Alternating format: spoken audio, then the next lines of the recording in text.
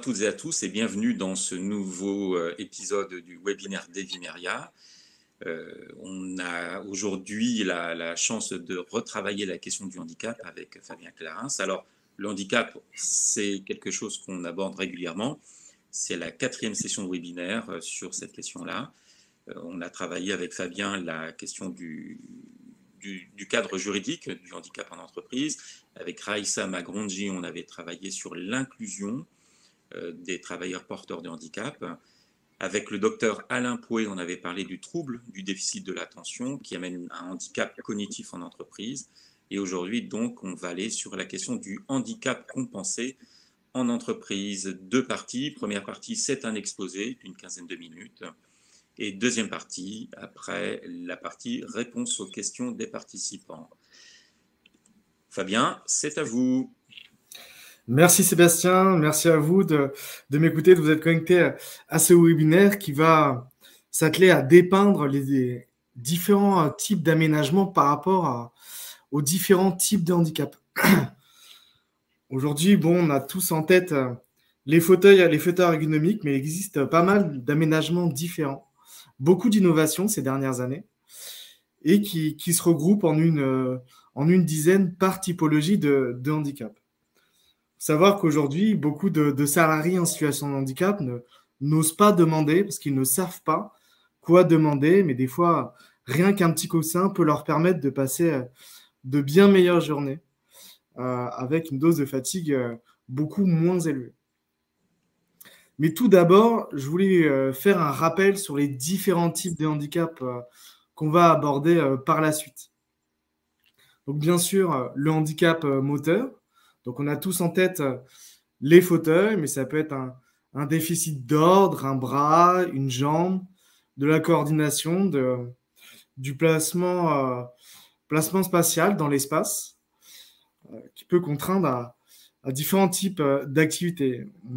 On y pense trop peu, mais pas mal de handicaps sont sujets à des légers tremblements qui peuvent être corrigés ou pas, mais qui ont une certaine atteinte sur la vie quotidienne.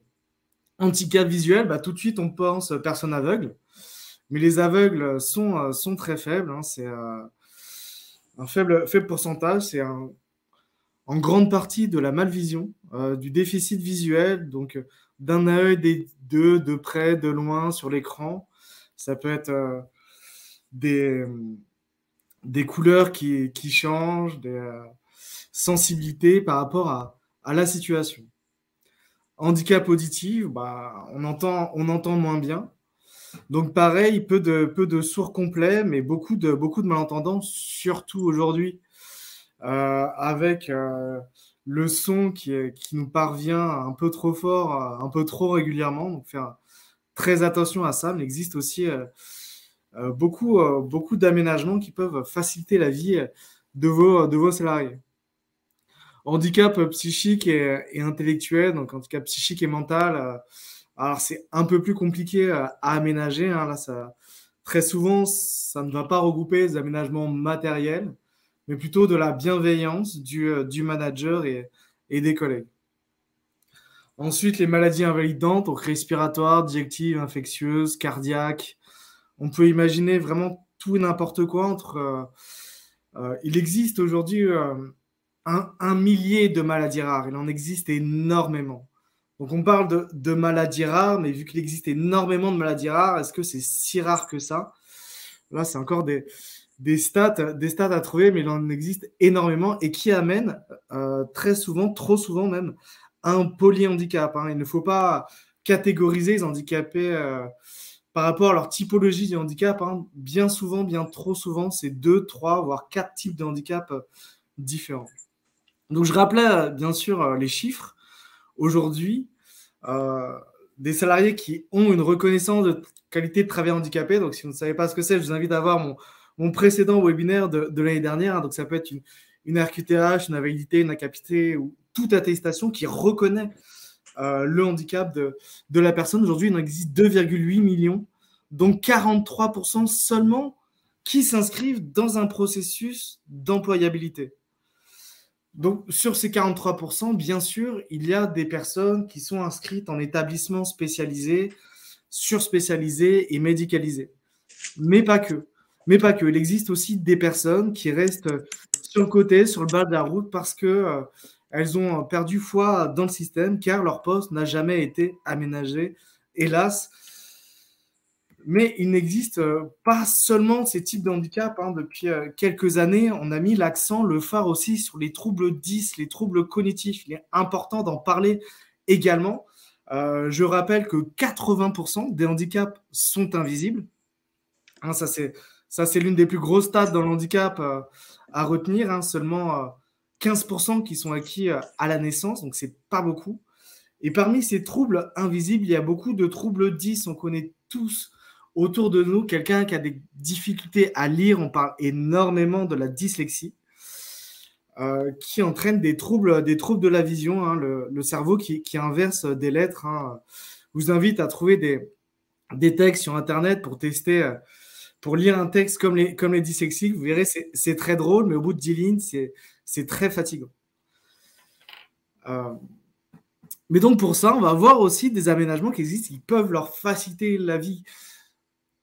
Donc, comme pour la dysphasie, qui est le trouble du langage oral, des personnes qui articulent des fois un peu trop ou un peu trop peu, qu'on peut avoir plus ou moins de difficulté à comprendre. Bien sûr, tous ces troubles 10 sont extrêmement nuancés, du plus faible au plus important. La dyspraxie, enfin, on parlait d'handicap moteur tout à l'heure.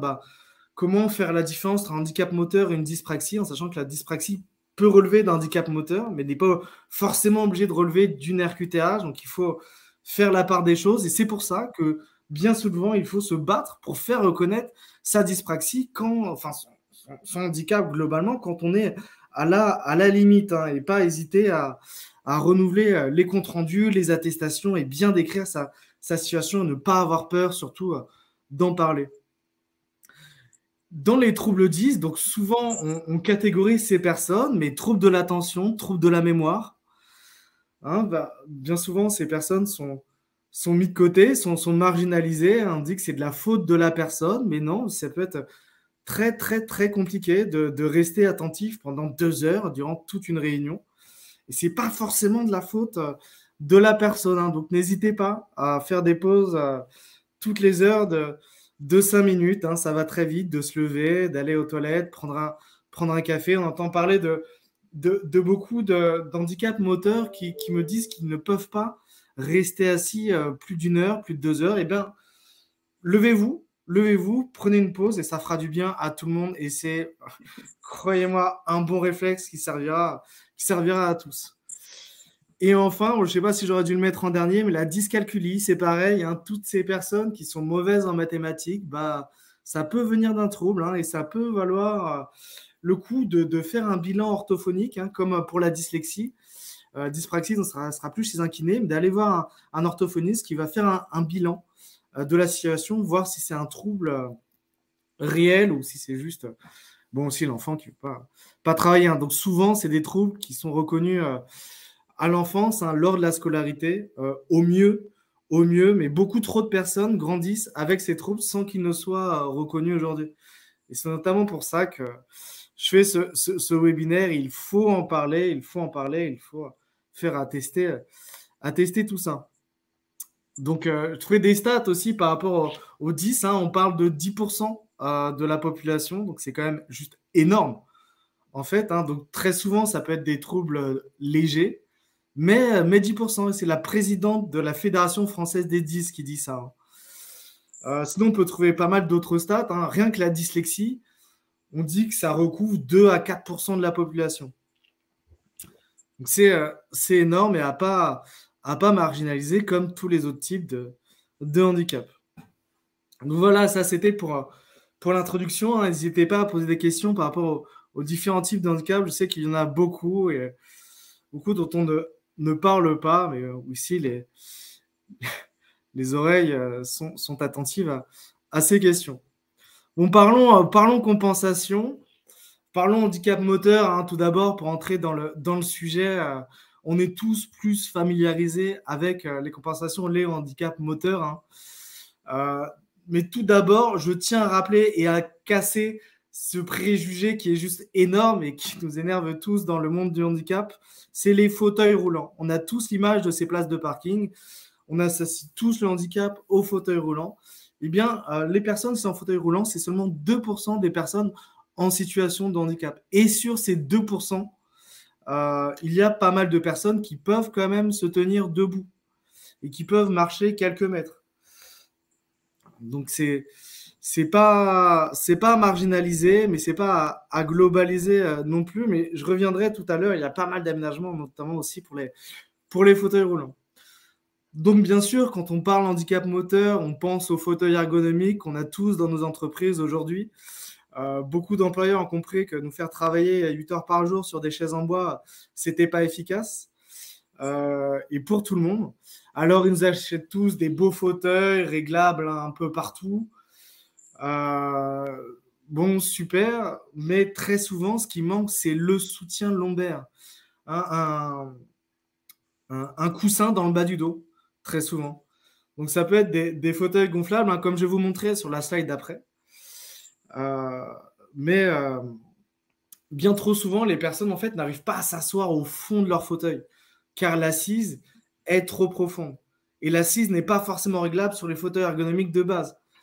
Donc bon, il existe énormément de fauteuils ergonomiques et rien que chez vous, il est intéressant de vous renseigner sur le fauteuil qui peut vous correspondre. Et pour ça, il existe des ergonomes qui seront ravis de vous renseigner. Il y a des boutiques d'ergonomie aujourd'hui dans toutes les grandes villes de France et d'ailleurs, je l'espère.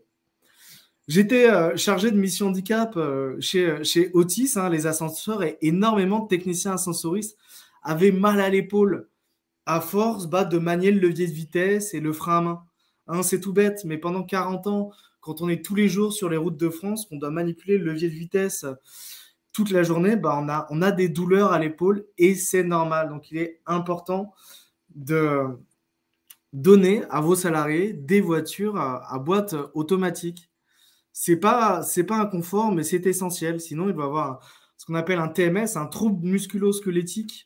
Arrivé à 45, 50, 55 ans, ils vont être inaptes à leur poste. C'est une reconversion qui va être compliquée et qui parfois peut mener jusqu'à un licenciement pour inaptitude, mais on ne le souhaite pas. Et ça peut être des salariés qui vont être mis sur un poste de bureau, qui vont être placardisés, alors qu'une boîte auto, aujourd'hui, installer une boîte auto dans une voiture, ça coûte 1 000 €. Hein.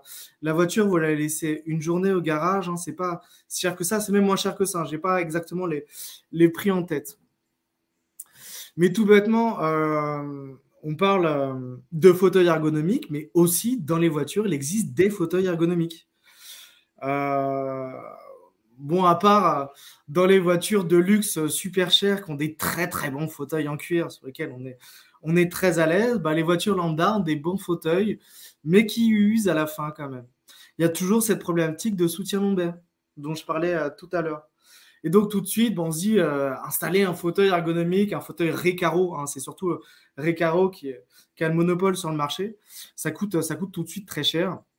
Mais il existe les coussins Adjust, hein, je fais la promotion de cette super start-up qui propose pour 150 € d'ajouter une assise et un dossier un peu plus confortable. Et le dossier que vous voyez là, juste à côté du siège ergonomique, qui peut se gonfler en bas hein, pour l'obstruction lombaire, hein, et juste le dossier qui coûte 70-80 €, hein, que vous pouvez juste mettre agrafé sur votre fauteuil en le passant par la tête très simplement et l'enlever aussi très simplement. À pas hésiter. Bon, bien sûr, sinon... peu travaillent en voiture, beaucoup au bureau toute la journée à taper au clavier, à cliquer avec nos souris. Eh bien, les souris à plat sont mauvaises pour l'épaule. Hein. Les souris que tout le monde a eu de base. Hein. Parce que quand votre souris est à plat, c'est comme si votre épaule, pour qu'elle soit ergonomique, elle devait être perpendiculaire à votre corps. Ce qui n'est pas du tout réaliste. Ce qui crée un angle et des douleurs. Et pour ça, donc, il existe des souris ergonomiques hein, donc à 45 degrés qui sont beaucoup plus agréables pour l'épaule. Hein, comme j'ai actuellement, vous pouvez voir cette souris ergonomique que j'ai achetée 40 €. Rien. mais qui m'évitera des douleurs dans quelques années, et, enfin, que je ressens déjà. Hein. Enfin, ça peut arriver très vite. Hein. On parle des souris ergonomiques. Il existe des souris aussi sous forme de petites boules. Hein. Vraiment, il existe plein de souris. N'hésitez pas à chercher la vôtre, à vous renseigner sur les sites internet, hein, sur Azergo, la boutique du dos. Enfin, il existe pas mal de boutiques ergonomiques. Et je suis sûr que ça va vous donner quelques bonnes idées.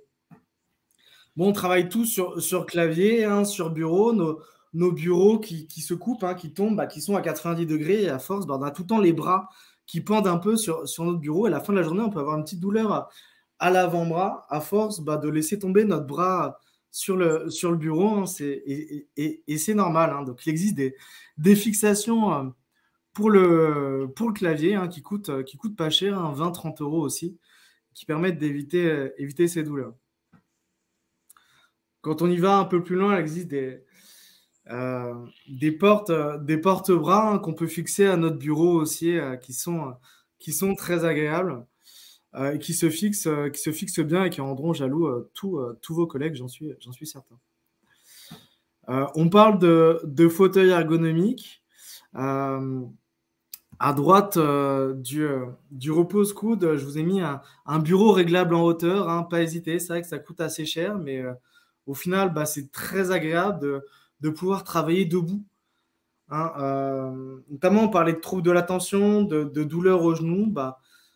À chaque demi-journée, rien que travailler une fois 20 minutes debout, au lieu de vous lever, vous déplacer et donc arrêter de travailler, juste mettre le bureau debout. Hein. Bon, c'est pas conseillé non plus de travailler toute une journée demi-journée debout, mais un peu, ça peut être agréable. Tout comme avoir des repose-pieds. Sinon, donc là, je vous ai mis un repose-pied mouvant. Il existe plein de types de repose-pieds. Je suis sûr que vous trouvez celui qui vous correspond.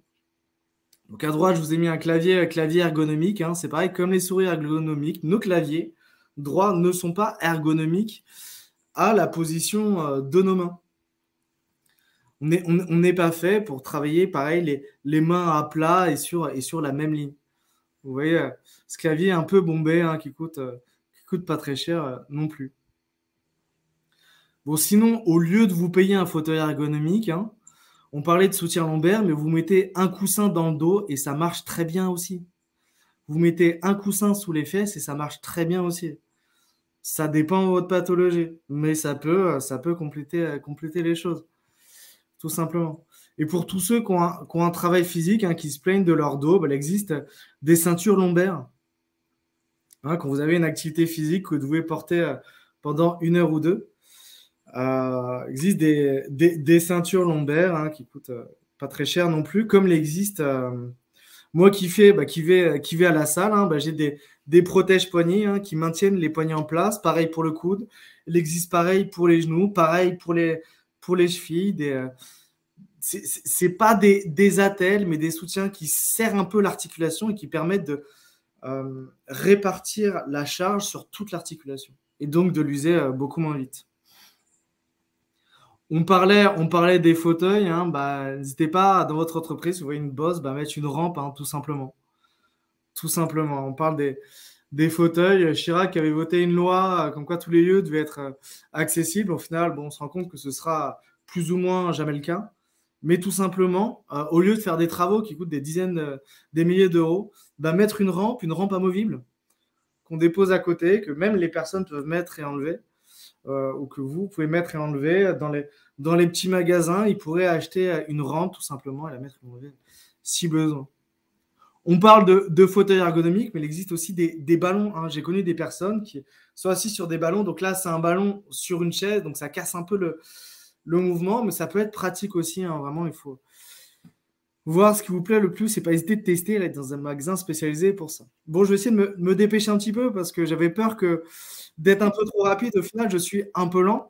Donc, on va peut-être passer un peu plus vite sur les fauteuils ergonomiques. Hein. Donc, vous pouvez voir qu'il en existe évidemment plein de sortes.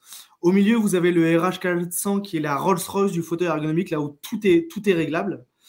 Pas hésiter à régler la bascule qui peut vous faire du bien, avoir des choses qui vous tiennent droit. Vous n'avez pas forcément une assise qui vous qui vous tient toutes les articulations, c'est limite un exosquelette, mais des choses qui vous tiennent plus droit, ou sinon, hein, tout simplement des coussins, comme vous voyez en haut à droite, des coussins vraiment ergonomiques, faits pour le dos, faits pour le fauteuil, qui peuvent vous aider.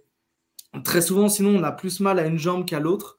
Il existe des fauteuils qui font la part des choses entre les deux, qui vous permettent d'avoir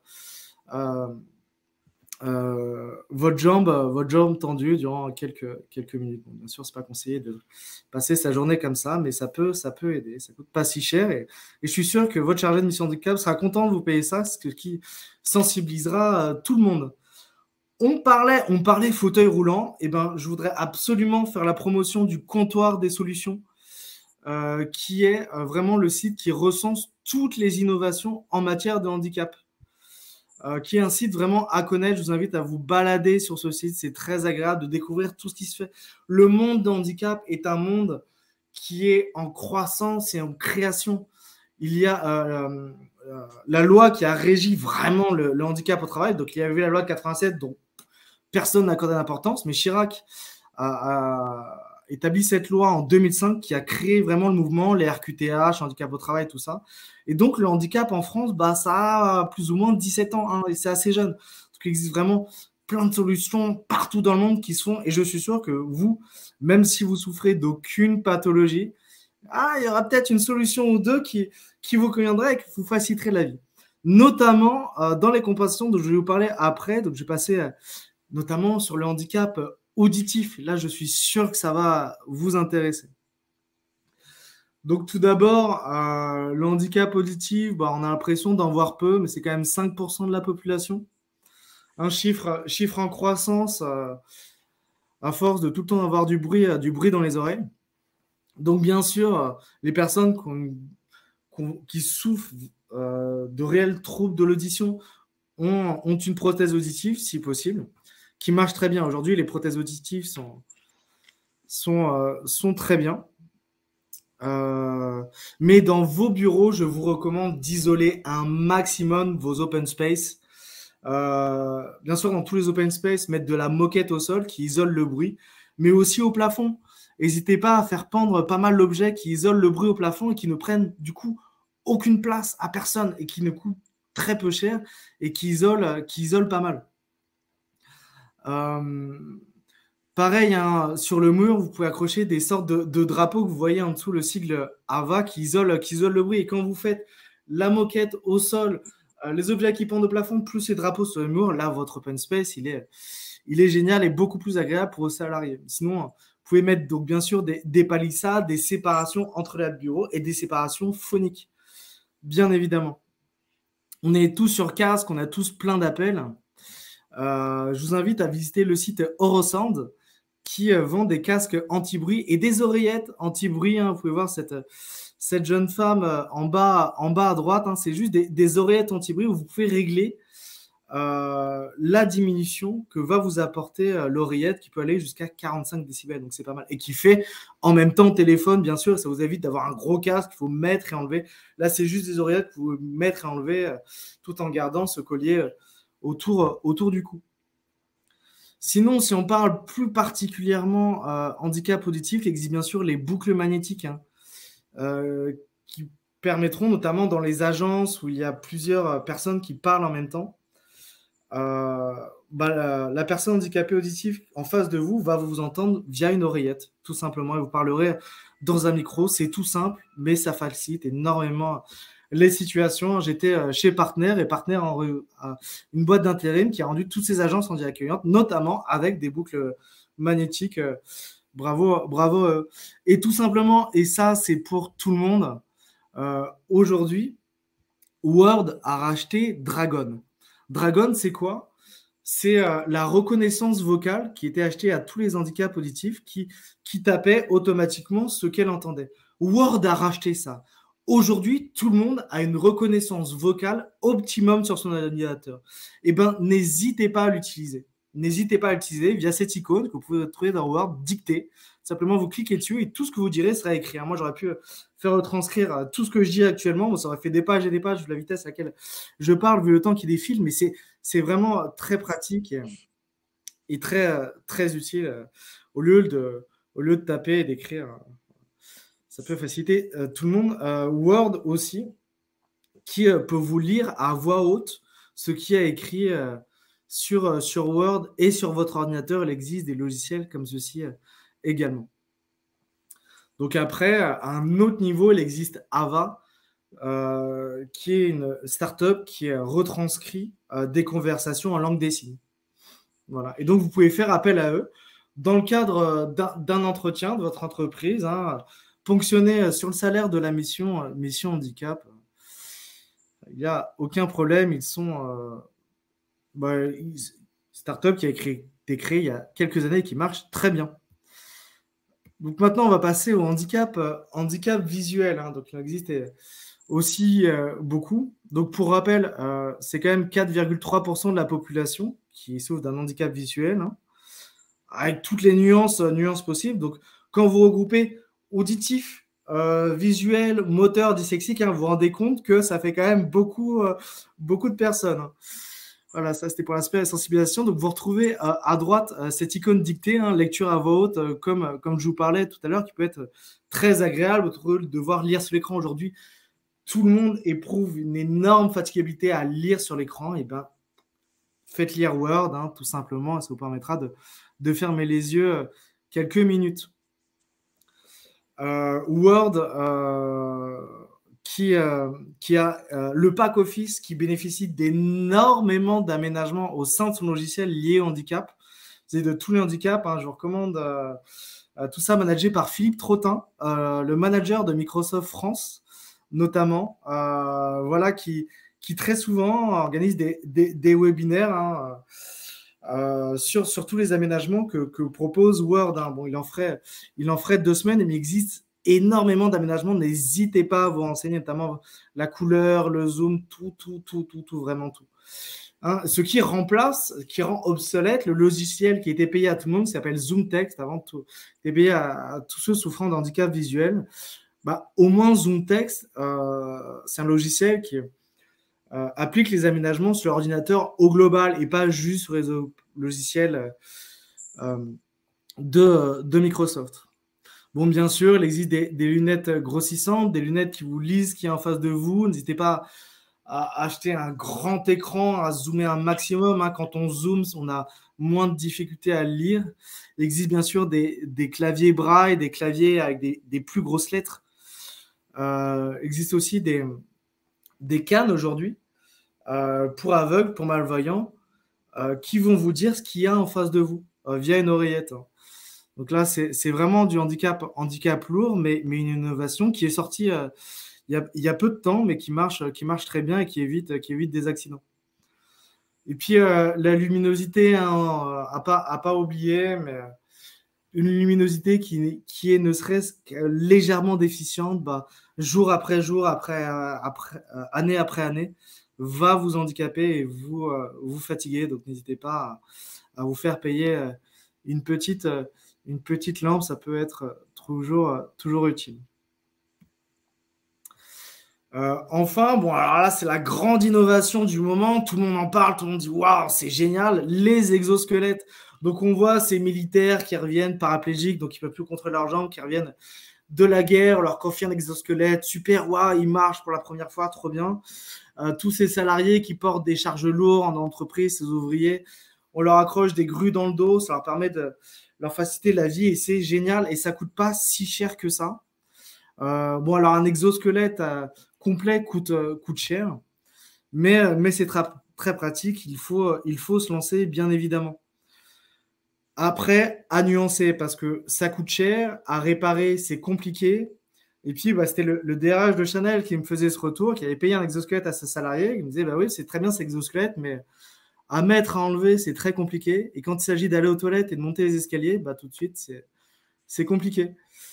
Donc, il faut y aller, il faut y penser, mais travailler le sujet avant toute chose. Mais c'est un des sujets dans le handicap dans lequel il y a le plus d'innovation. Donc, vraiment à suivre aujourd'hui. Donc, vous voyez en bas à droite des exosquelettes qui s'adressent en même temps aux enfants aujourd'hui qui peuvent leur permettre de marcher. Je vous parlais tout à l'heure de toutes ces attelles qui protègent vos articulations. Là, je vous en ai mis 2, un attel poignets, genoux 1 qui vous permettent de faire votre activité, de compenser la douleur. Si pendant, vous remarquez que pendant 2-3 jours, vous avez mal au genou, au poignet, n'hésitez pas pendant quelques jours à mettre ces renforcements, ça va vous soulager. Et puis, bien sûr, les prothèses qui commencent qui sont très, très, très innovantes et de plus en plus efficaces. Et puis, donc, je voulais finir, même si, comme d'habitude, je suis un peu long. Mais aujourd'hui, vous pouvez très facilement sur Internet trouver le Méthodia 2022, qui est vraiment l'offre, le catalogue d'offres de l'AGFIP, du Cap Emploi, du handicap en France vis-à-vis de votre entreprise. Qu'est-ce que l'AGFIP, qu'est-ce que le Cap Emploi peut faire pour vous, peut faire pour votre entreprise, que vous ayez un accord agréé ou non. Moi, par exemple, on avait un accord agréé. Pourtant, on peut demander à un agent Cap Emploi de nous faire venir un ergonome qui va analyser la situation. C'est l'entreprise qui a payé l'aménagement, mais l'ergonome est gratuit. Et pareil pour le handicap auditif, pareil pour le handicap visuel. Des personnes peuvent venir auditer votre poste si vous êtes un chargé d'handicap qui commence un peu. Et puis, même en tant que chargé de mission handicap, on ne connaît pas tout.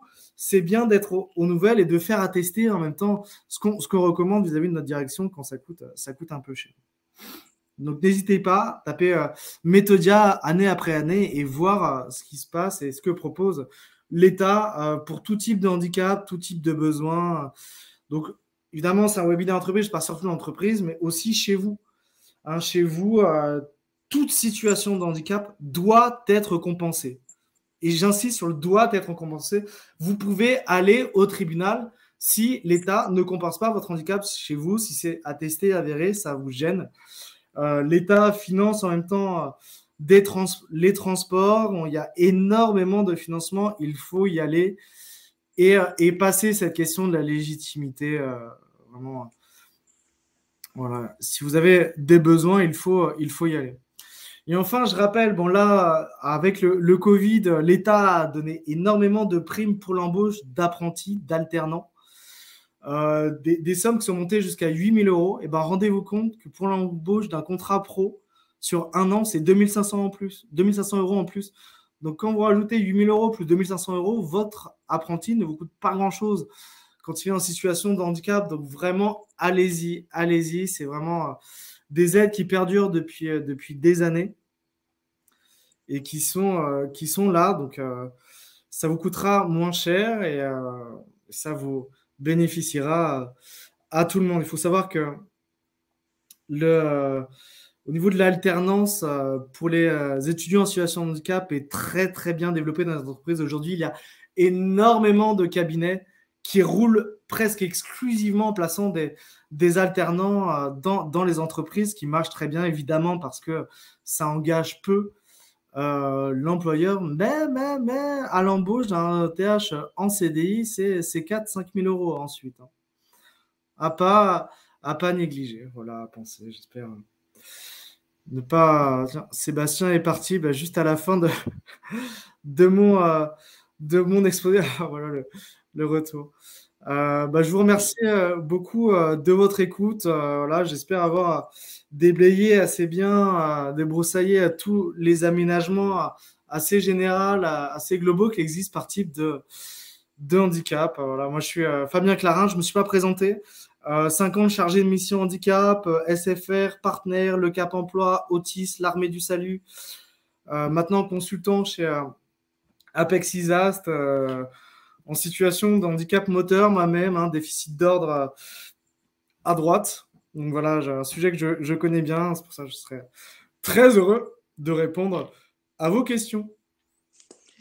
Merci beaucoup Fabien pour cet exposé.